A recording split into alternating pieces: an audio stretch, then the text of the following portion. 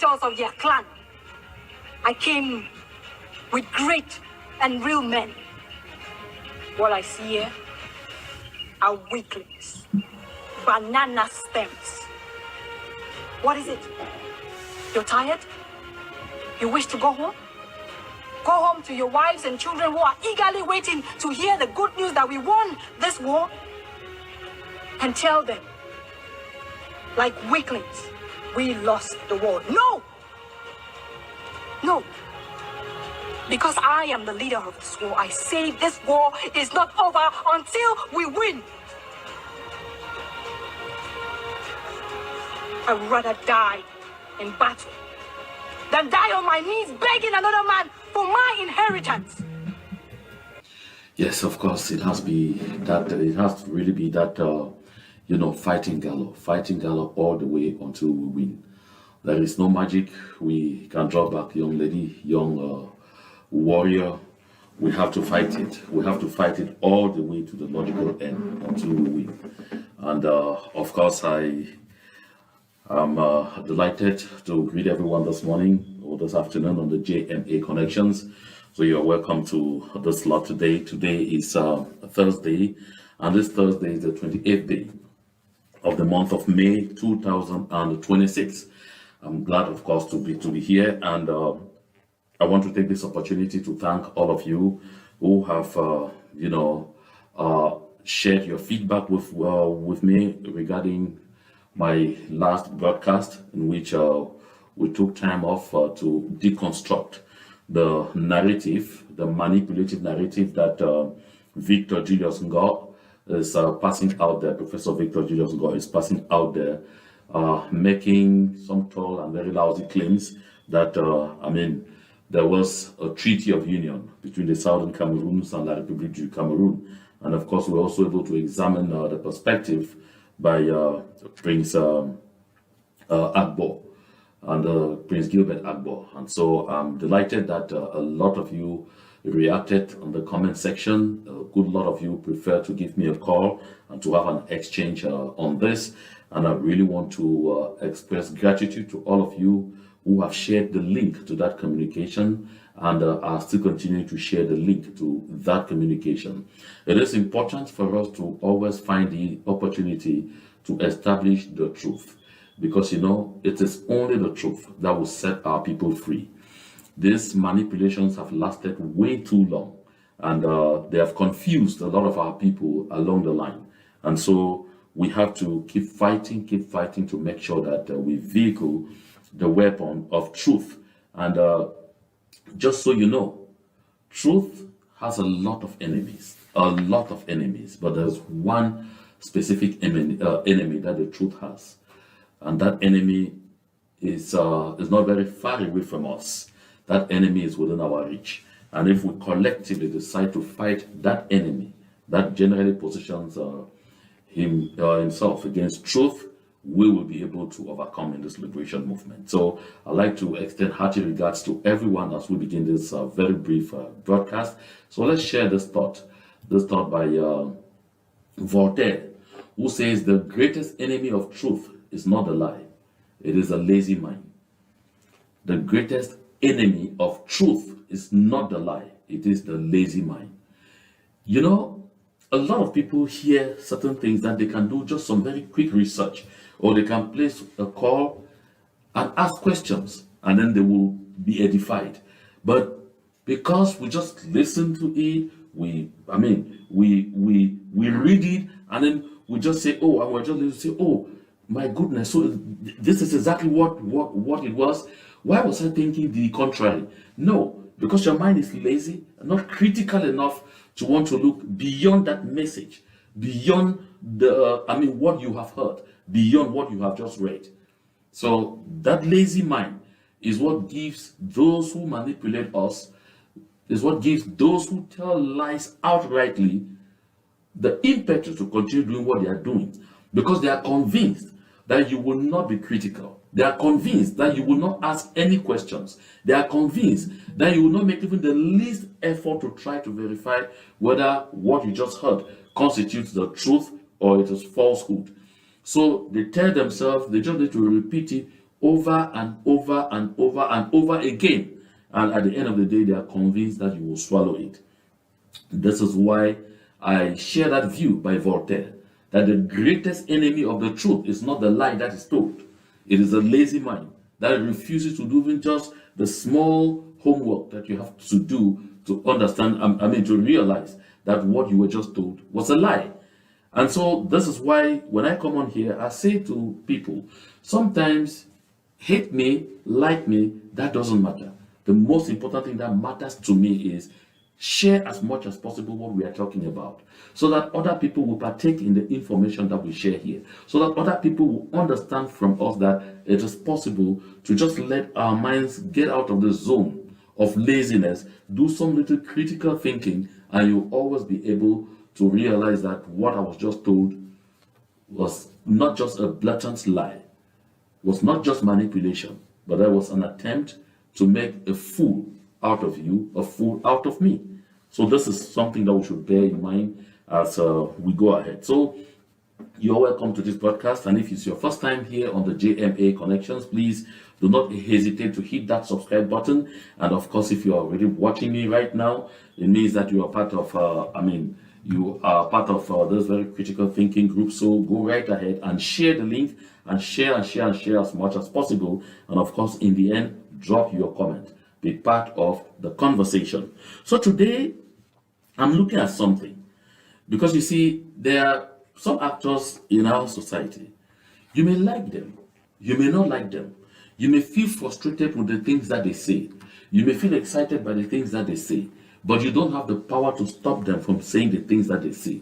You don't have the power to stop those who want to believe in them to continue to believe in them. But there is something you can do about it.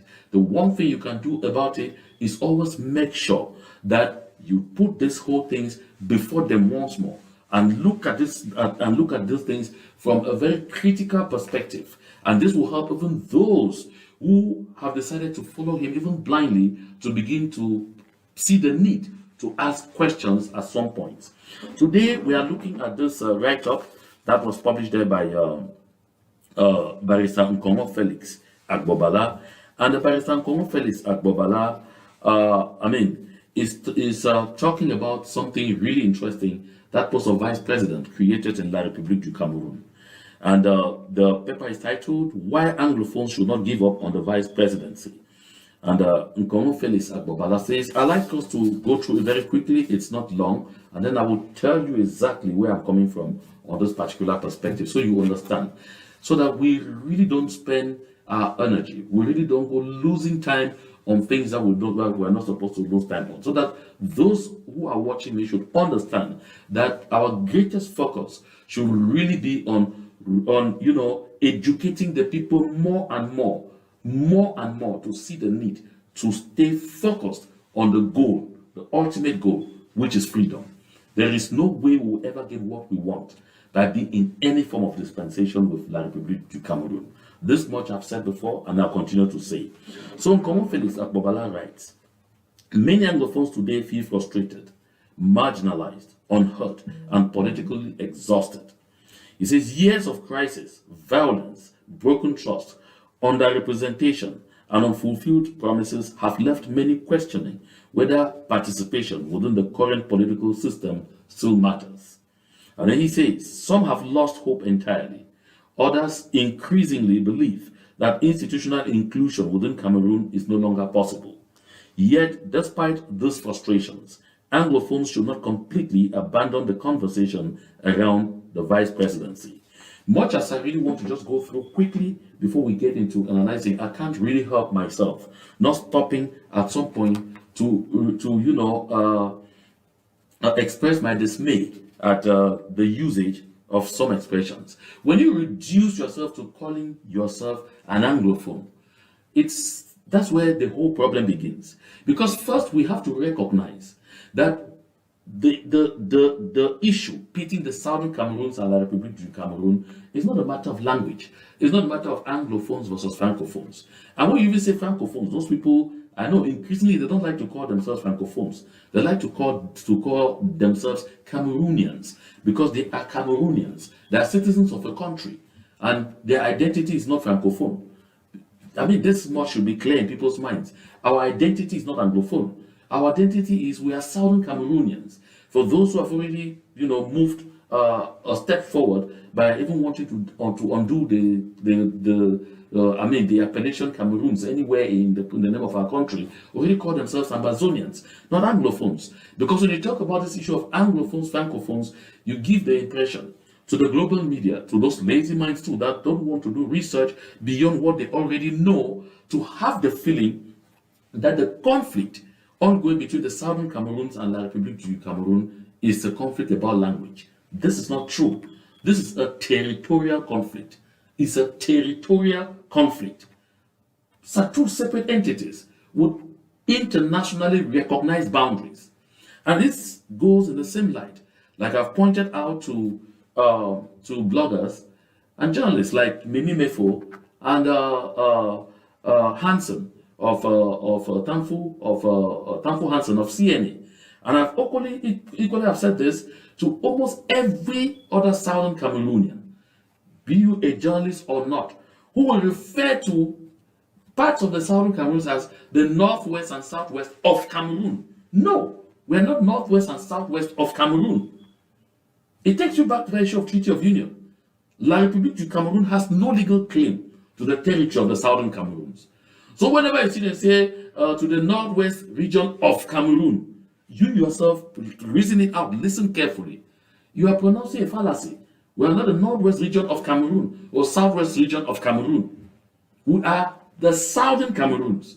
And for the people of the Southern Cameroons, we even prefer to refer to those entities as the Northern Zone and the Southern Zone. So the Northern Zone of the Southern Cameroons, the Southern Zone of the Southern Cameroons. We want to use this appellation. So when you say the Northwest and Southwest of Cameroon, you are giving the impression that Cameroon has any inkling of legality over the territory of the Southern Cameroons. That is not true. We are not part of the territory of La République du Cameroon. So these are things that I point out, and I like that when you listen to me, when you hear those people say those, when you see those people write that thing, use your own fingers, write back, comment wherever you see this, draw people's attention to the fact that that is wrong usage. There is a southern region of La République du Cameroon, which is the south region of La République du Cameroon. But the Southern Cameroons, we are not. We are not. We are not. You look at this picture behind me. I've kept this picture behind me for the longest time here because I believe that it continues to communicate a message to those who still get confused once in a while. Because these are envoys from the United Nations, envoys of the United Nations Secretary General, with two maps there. One is the map of the Southern Cameroons. The other one is the map of La République du Cameroon. We call it the Republic of Cameroon, whichever way. Indicating to you, therefore, that at the United Nations, they don't know any portion of the Southern Cameroon to be of the Republic of Cameroon or of Cameroon. So we talk of Northwest region of Cameroon, Southwest region of Cameroon, you are on your own. You definitely are not referring to my country. So we should be really careful about these appellations and this other fallacy of saying Anglophones. I'm not an Anglophone. I'm a Southern Cameroonian. And this is what we should drive into people's minds. I guess La République du Cameroon has at least also knows that we are Southern Cameroonians, not that we are Anglophones. So in usage, I'm sure that in Congo Felix Agbobalat decides to talk about Southern Cameroonians, or you can even talk about West Cameroon because you still say that you are Federalists. But by all means, stop this nonsense of Anglophones. And then he says, the debate about a vice president is not merely about titles or positions. It is fundamentally about recognition, inclusion, balance, visibility, and a national belonging. It is about ensuring that every component of Cameroon feels represented at the highest level of state authority. Historically, many Anglophones, I'm reading what he wrote, many Anglophones have advocated for mechanisms to protect Cameroon's bilingual and bicultural foundations. A properly structured vice presidency, backed by meaningful constitutional powers, institutional guarantees, and the clearly defined responsibilities, could become one of the instruments capable of reassuring marginalized communities that they remain equal stakeholders in the national project. And then he says, giving up entirely would mean abandoning the struggle for institutional reforms capable of promoting inclusion, trust, and national cohesion. He goes on, what Anglophones should reject is not the principle of representation, but symbolic representation without substance. I underline that, symbolic representation without substance. The real debate should therefore focus on the constitutional powers attached to the office, guarantees against marginalization and exclusion, respect for decentralization and regional autonomy, and regional autonomy, equal access to opportunities and state institutions, protection of the common law system and Anglo-Saxon educational heritage, political inclusion based on merit, competence, and fairness, and the rebuilding of trust between citizens and the state. And then he says, Cameroon cannot achieve lasting peace or genuine national unity if significant sections of the population continue to feel excluded from governance, decision-making, and national opportunities. And then he says, at the same time, Anglophones must continue investing in civic engagement, leadership, education, economic empowerment, democratic participation, and a constructive dialogue. Political change is often slow, imperfect, and frustrating, but history repeatedly shows that sustained engagement frequently achieves more than total withdrawal. So he says the future of Cameroon should not be built on domination, exclusion, or political tokenism, but on partnership, justice, equality, mutual respect, and genuine inclusion. The demand for meaningful representation is therefore not a sign of weakness. It is a legitimate democratic aspiration rooted in the desire to build a Cameroon where every citizen feels seen, heard, respected, protected, and valued.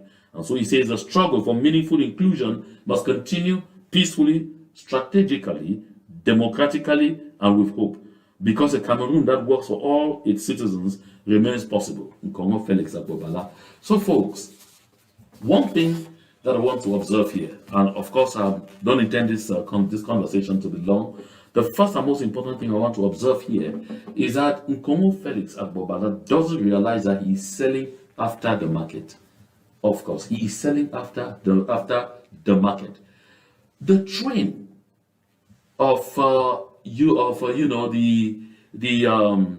the architectural design of that particular constitutional provision, creating the position of vice president, had not only left the train station, it already anchored. It already arrived. The law has already been debated. It has already been, voted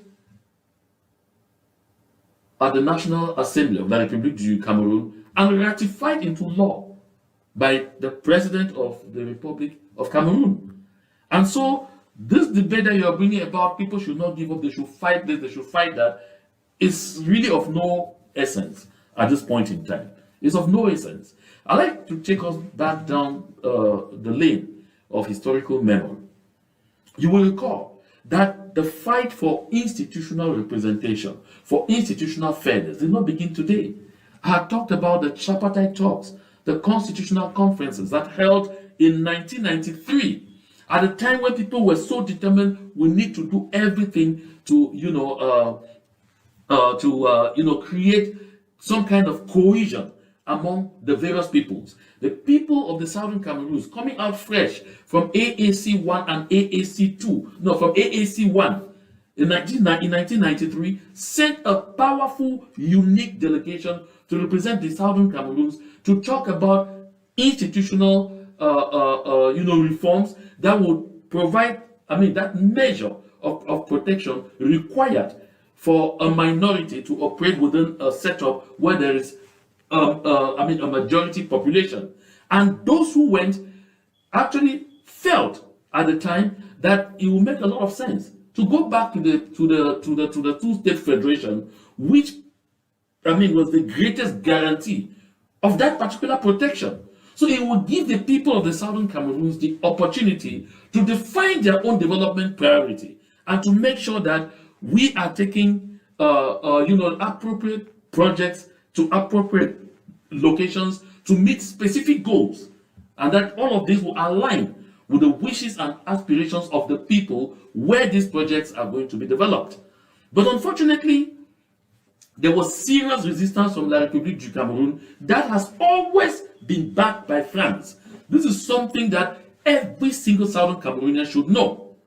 While the British had, handed us over to La République du Cameroon and France and turned their back on us once and for all, the French have always been by the side of La République du Cameroon in every dealing that they have with the people of the Southern Cameroons as a clear advocate to ensure that we will always remain as second-rate citizens in any arrangement with La République du Cameroon.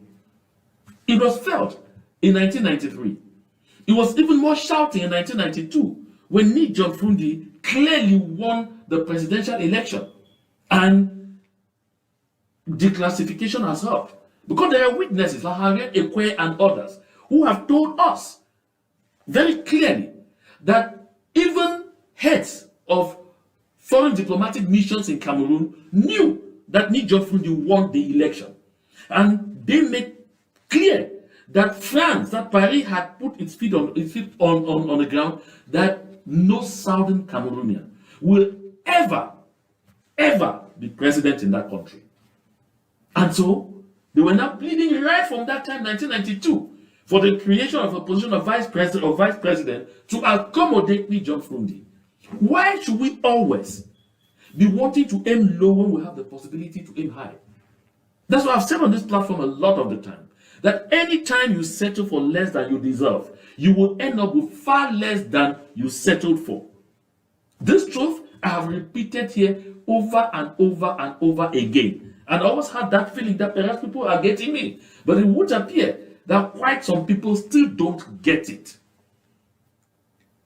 So when you write here that, Southern Cameroonians should not abandon the debate on the role of vice president, when should they be debating about this? Or just talking among ourselves, no, we want that post of vice president, or go cap in hand with the République du Cameroon on our knees as usual. Please, we are begging, give us that position of vice president. When you are talking, you are even still talking about the structural emptiness of that position of vice president. We already have the prime minister, who is supposedly head of government. What are you getting from there? From that prime minister? From that prime ministry? Look at the way John Bute is being humiliated, daily. Nobody cares. There's been so much noise about it, saying up, saying down. They don't care. He is their plaything. And by humiliating him, they're humiliating you. They're humiliating me. Here back. They're humiliating all of us, Southern Cameroonians. And this is not like we don't have a choice. No. In a situation where we didn't have a choice, we'll say, okay, perhaps we just have to continue going on our knees, cap in hand, because we don't have a choice. But come on, man. We have a choice. Because we didn't have to belong in the first place. And we don't belong. We have a choice. Just like our forebears in Enugu in 1954 recognized that they had a choice. And they walked out of the House of Assembly in Enugu and got to Boya and established the first government of the Southern Cameroons. They knew they had a choice. They knew that this was the right thing to do. They were patriotic. They put country first ahead of their personal ambitions, ahead of their personal desires, ahead of any form of bootlicking with the Nigerian institutions. And they came back to the Southern Cameroons to establish the first government of the Southern Cameroons in Boya. They made us proud then. But today, we have a band of politicians who are only interested in securing something for themselves, not for the people. And when I see this kind of write-ups, I say, okay, that's fine. If you want to continue to be in the limelight, bro, I think it's also possible to think of the wishes and aspirations of the people and decide to play fair. You can still be in the limelight, not by constantly wanting the people to be beggarly. We saw all these cries, all these write-ups, and even all the gesticulations, and even all the PT seeking, that you call PT seeking, that you did during the so-called Grand National Dialogue. begging that they should even just have the opportunity to debate on the form of the state, just even discuss, not that they should admit it. And they told it was impossible.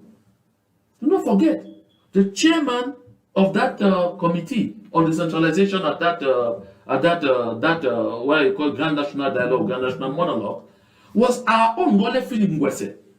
But recall what he told you, Nkongo Felix Agbobala, and everyone that was there, that he had a clear mandate to talk decentralization and decentralization only, and did not receive a mandate to admit any conversation that had to do with the form of the state. How else do people want to be told these things? And you've heard even from opposition leaders like Maurice Kamto, who made the following statement that I hold him to always, that le Cameroun a déjà fait son histoire. As far as they are concerned, the people of the southern Cameroons have been captured. They are conquered.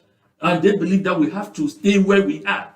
So anytime that you're asking for something more than what they believe should be given to you, here, given. But we moved into this whole nonsense, supposedly as two entities equal in status. Since when did it become that one party will always be going on their knees, crawling on their stomachs to beg the other one for consideration, for recognition, for inclusion? This is not what's supposed to be. And if you don't recognize the power that you have, and you don't realize that you have an option, you will continue to find yourself being thrown in the dust. So coming back to this whole issue of vice president, I like to remind Nkongo Felix Agbobala that I'm sure if you looked online, you will notice that when they started drafting the text, the initial draft, before the French government decided to dispatch constitutional experts from France to come and stay in Yaoundé and work under the supervision of the French embassy in Yaoundé on that particular constitutional amendment, creating the position of vice president. The versions that came out initially indicated clearly, I mean, it was online everywhere, everybody could see, that if the president is a citizen of La République du Cameroun, they actually use the term francophone. The president was francophone, the vice president should automatically be anglophone, and vice versa. That is what was in the initial draft. All of us saw it, which even to me, I mean, it still didn't make any sense. It wasn't learning enough. But you noticed that when the French constitutional experts came in and worked on that thing, the final document that went to the National Assembly took out those provisions completely and left it at the whims of the president of the republic to pick whoever he cares. So that little guarantee that was already factored into those initial drafts by those who felt that that amendment could be an opportunity to try and fool the people of the southern Cameroons again, that don't worry, you can also have a shot, a fair shot at the presidency. Even if it's going to be short-lived, even if you will just pass around there for a few months. But the French, Paris doesn't want to take chances. Paris doesn't believe in taking those kind of chances. And so the French had to hurriedly dispatch experts to Yaoundé to come and work on that text and make sure that they take away everything, every provision that could have created that possibility or that could have tied the hands of the president to choosing someone from the southern Cameroon to be vice president because he's from La République du Cameroun. So that alone should indicate to Nkongo Felix Agbobala and all those who follow him that all this blah blah blah blah blah is simply playing to the gallery. It's simply wasting our time. That we need to stay focused on those things that will help unify us, make us a stronger front to be able to overcome the challenge of La République du Cameroun, get them out of our land, and finally restore our dignity as a people, and finally take our own destiny into our own hands, and finally be able to define our own development priorities without having to obtain permission from Yaoundé to develop a road in southern Cameroon, without having to obtain permission and ask some money from Yaoundé to, carry out, a potable water project in Modeka, or to obtain permission from Cameroon to go and build a small cottage hospital in Muyuka or in Akwaya. No. And when you're talking about this, I hope Nkongo Felix Agbobala, you have had the opportunity to see the recent move by the Ministry of Finance and that ministry in charge of decentralization. The move they have taken now to completely make the local government structures, or you call them the local councils, now just window dressing. The local councils now are just window dressing. They can't do anything anymore because even the small market tolls that they were collecting before as taxes, even the small money that they could get as taxes at the base to enable them to have some little money to start functioning with before extending their hands to FACOM, to the Mutual Council Support Fund for loans to help them do things here and there. Now even that avenue is closed. So if the Republic du Cameroon is closing right that avenue, you think that they have time to be listening to inanities like this one that discuss the position of vice president, strengthen it, and then make sure that there are guarantees that a Southern Cameroonian gets there? They don't bloody care. They don't give a damn. That's why the late barrister Bernard Achomuna did not mince his words. We told the youth of the Southern Cameroons to fight. We said, let them bloody fight. The future is theirs. He said, I'm an old man. I can die one day or the other, and he did die. So this is something that we should bear in mind. We have to make sure we avoid these distractions. What these are just distractions. La République du Cameroon, they won't care because La République du Cameroon itself does not have the powers. I'm very clear here. They don't have the power to determine any of these things. If the authorities of La République du Cameroon want to be very honest, brutally honest to you, they will tell you that on these particular issues, our hands are tied. Because Paris is still deciding everything for Yaoundé. We had no business with France. How do we suddenly find ourselves at that crossroads where everything regarding our lives will be decided in Paris? Yet we have an opportunity to right that wrong. That is where we should place our focus. It was the idea of France that don't go closer, don't even try that. That if the president is from La République du Cameroon, the vice president should be from Southern Cameroon, or that if the president is francophone, the vice president should be anglophone. Because that tells them that someday they could have a bad dream, that they get the one money and hear that is a Southern Cameroonian who is president in La République du Cameroon. Something they are not ready to entertain because first, they don't trust you and me to behave like the citizens of La République du Cameroon. Secondly, they know that the kind of education we have is that kind of education that can cause you to get there and tell them to go to the blues and decide to put in place some of those reforms that will make it difficult for them to continue to have unfettered access to our subsoil, to our natural resources. That is the consent from Paris. So when you know where these things are coming from, you will therefore realize that all these write-ups are just a waste of time, that they don't help. They will never take us anywhere. I'll stop here. I don't want to take a lot of our time, but I guess, and I'm convinced that our people clearly understand exactly what I'm talking about. Let us end with this thought from, we're having some little technical issues with this thing here. Let's hope that it comes finally. Oh, ooh. Okay, finally. So, this is what Richard Feynman says.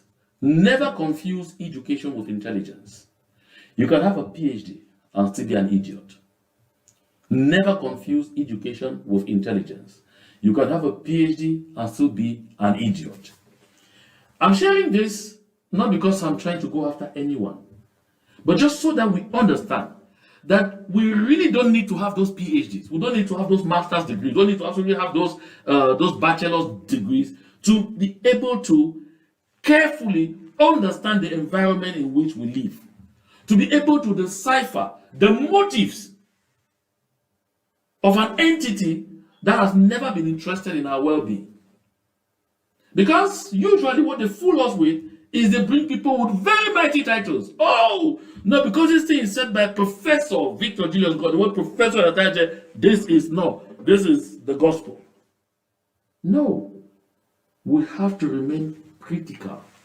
If when you hear it from me, I encourage you to still look at what I say critically to still do your own research. So that at the end of the day, you're not just following anybody blindly because they have this or that title. You are following because what they are saying makes sense. This is very important. So if you confuse education and intelligence, you will always stay in the zones of confusion. But if you are able to make that distinction, it is possible that you will begin to see things differently. So I want to thank all of you who found time to be with me on this this broadcast this day on May the 28th. I'll delightfully be back here tomorrow so that we should continue our crusade to transform the minds and to prepare our people for the very strong fight that we still have right ahead of us until we achieve absolute independence. So I want to thank all of you, and if this was your first time on this platform, please do not forget to hit the subscribe button. Do not also forget to share the link as much as you can. Do not also forget to personalize so that anytime something new drops here, you'll be the first to know. Because I always say, when the news breaks, we meet here to make greater meaning out of it. And of course, do not forget to hit the like button. It goes along with always. And drop a comment. Be part of the conversation. Don't be dormant. Thank you very much, and to God be the glory. We fight for our people. We fight for our right. We fight for freedom. And I say we battle. I say we battle till we die. I say we battle till we win. I say this war is not over until we win. Warriors, on your feet. Pick up your weapons. We to battle with warriors.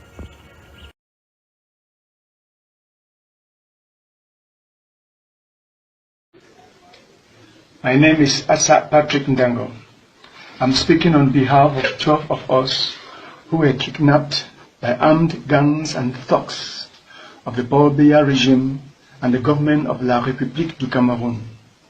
Since our abduction some 6 months ago, we have been held hostage at various hidden cells in conditions only comparable to concentration death camps with the singular purpose to kill us.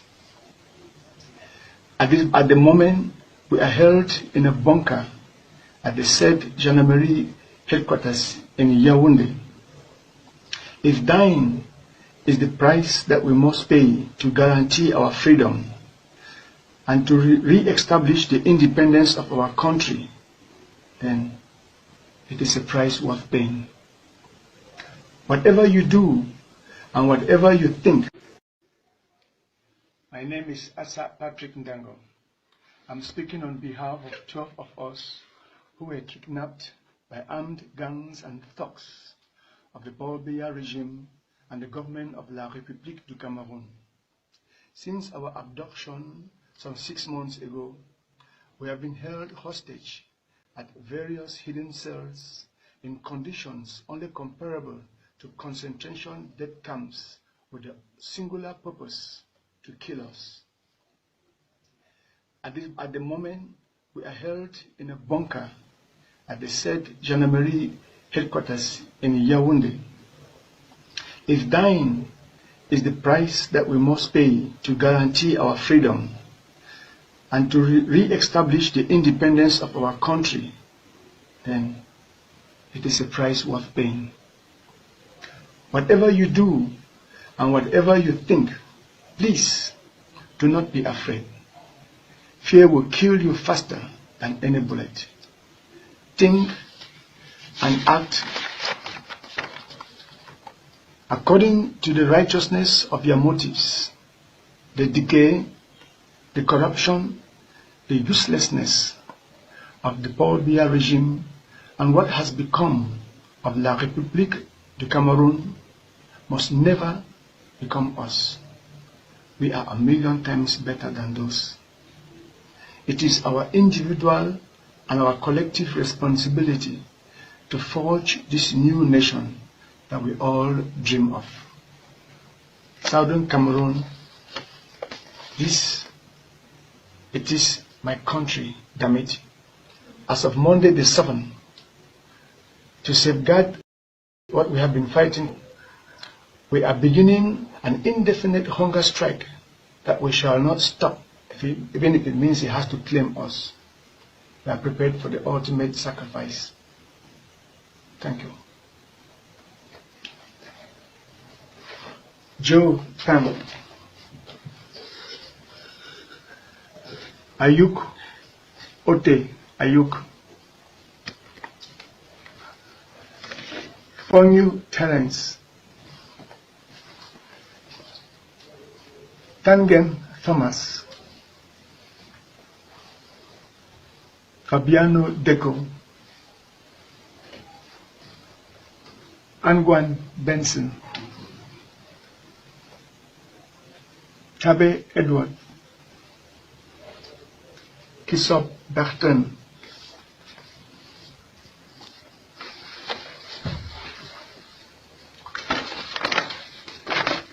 Kechawa Silva, Kuala Malvan. Just please look at our condition of detention in this bunker. This is the worst bunker you can imagine. With an asbestos pen that will surely give us cancer in less than 6 months. There is no window. Just look at the terrible condition. No light, no water. In fact, if you look at our toilet, you'll pity us. Just imagine the condition the Republic government is putting